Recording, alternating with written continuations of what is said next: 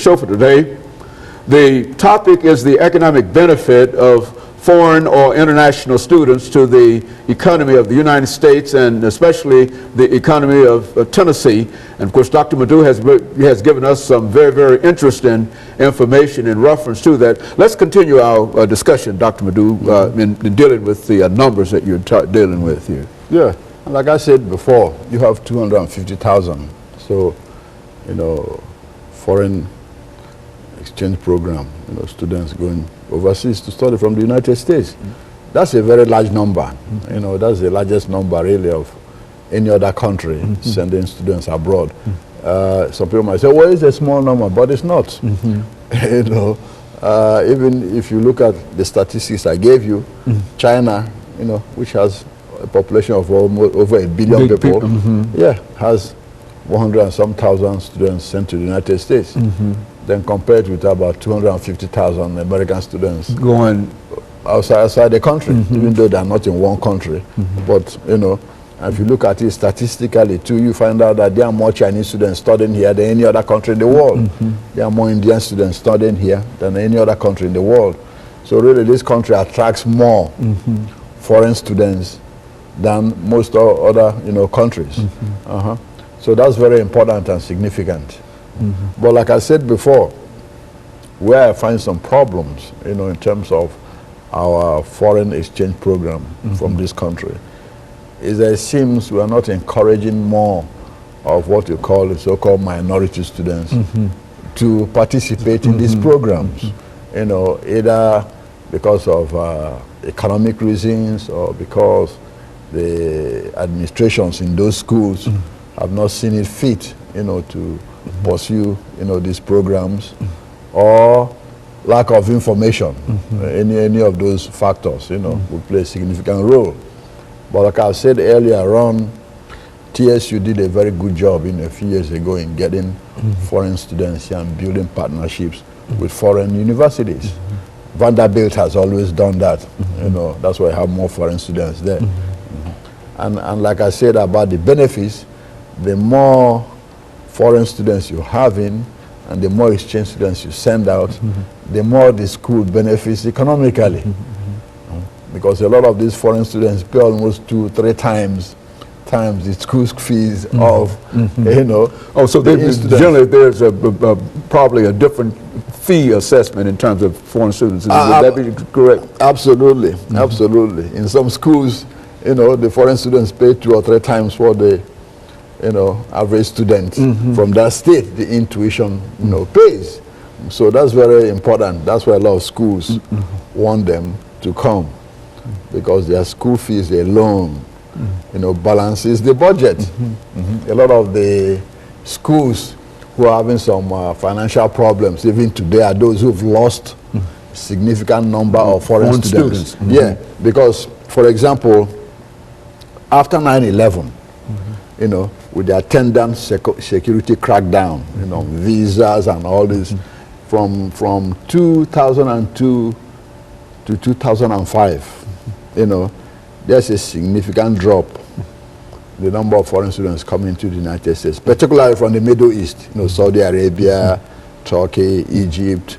They found it harder, and also like countries in Africa, Nigeria and the rest, find it harder for students to get visas here.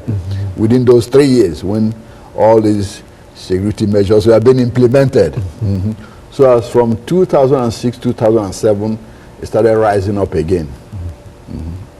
So right now, more foreign students are coming in than before, after 9/11. 9/11, everything went down. Everything went down. And so a lot of schools started having economic problems because they started losing, a whole lot of students that help them balance their budget. And so in real sense, you continue to say that, so it's just that much of an economic impact on these institutions themselves. That's correct. Absolutely, absolutely. It has significant economic impact on those institutions themselves. The larger the number of foreign students, the more money, that comes into, the school. And like I said, add the expenses from the, dependents and all that. So it's a significant chunk some schools, their budget. In fact, they might make up half of some schools' budget. I mean, okay, for example, a school like University of Southern California that has about 8,000 foreign students. Now, add their school fees and all that, that's a whole chunk of that school's revenue. Remove those 8,000 students, there will be severe economic problems in that school. So a lot of schools started having problems between 2002, 2006 because of the slump. Cut back on exactly in the students coming in here with visas and all that. So to a lot of people, they did not understand, the need for foreign students. But when somebody explains these benefits to them, they realize what the role played by these schools in generating income for these schools where they are located.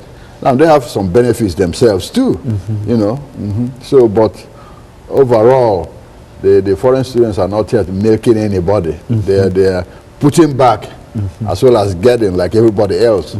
So it's very important, to understand that role that they play here. Now you say that perhaps if some of these historical black institutions of higher education start perhaps recruiting more aggressively for foreign students, that they might be able to really increase their own budgets. Is that what we're saying? Absolutely, absolutely. Yeah, if they aggressively recruit, foreign students, particularly from Africa, yeah, that would undoubtedly increase the budget of their schools and in other ways and enrich the schools.